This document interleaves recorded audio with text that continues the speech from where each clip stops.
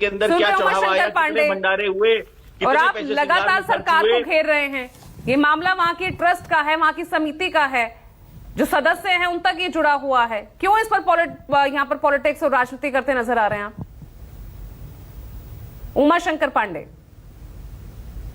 देखिए, जिस राम के मुद्दे को लेकर भारतीय जनता पार्टी सत्ता में आई, 35 साल तक अपने मैनिफेस्टो में राम मंदिर डालते रहे।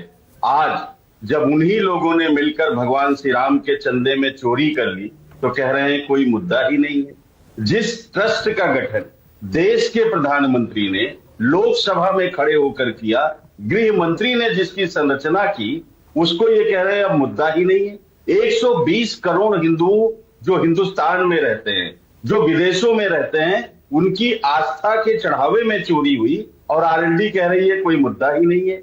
ये आरएलडी नहीं कह रही है, ये भारतीय जनता पार्टी इनसे कहलवा रही है।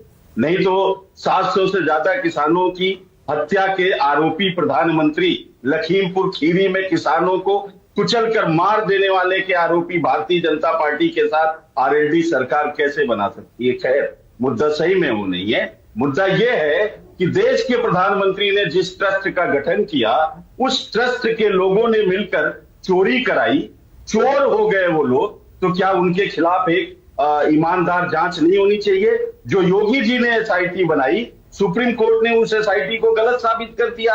विजय विश्वास थे, उनको उन्होंने हटाया, और ये जो रिपोर्ट अब आई है ये उसी एसआईटी की है, उसी एसआईटी की रिपोर्ट है, और इसको सार्वजनिक कर दिया गया। सार्वजनिक क्यों किया गया? क्योंकि ये साबित हो सके कि चंपत राय और अनिल मिश्रा निर्दोष हैं। उन्हीं को बचाने का पूरा खेल हो रहा था और इस एसआईटी में वो आ गया।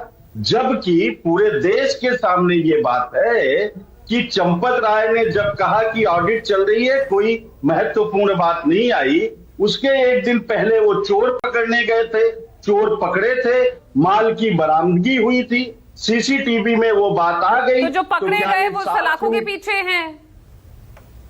नहीं, मैं चंपत राय की बात कर रहा हूं। चोर ये पकड़ने गए, चोर पकड़ के लाए, माल की बरामदगी हुई, वो माल कहां जाना चाहिए था, चोरों के खिलाफ एफआईआर होना चाहिए था कि नहीं होना चाहिए था।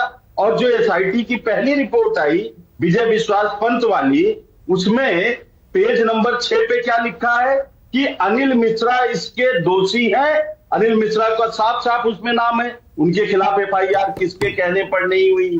दूसरा, एसआईएस जो कंपनी है, सिक्योरिटी एजेंसी है, उसका नाम उस पेज संख्या 6 पर ही है। वो भारतीय जनता पार्टी के राष्ट्रीय नेता का सिक्योरिटी एजेंसी है, उनके खिलाफ कोई कार्रवाई क्यों नहीं हुई? बगैर बैंक के बड़े कर्मचारियों के शामिल हुए ये चोरी नहीं हो सकती थी। किसी मौजूदा बड़े बैंक कर्मचारी के खिलाफ जांच क्यों नहीं हुई?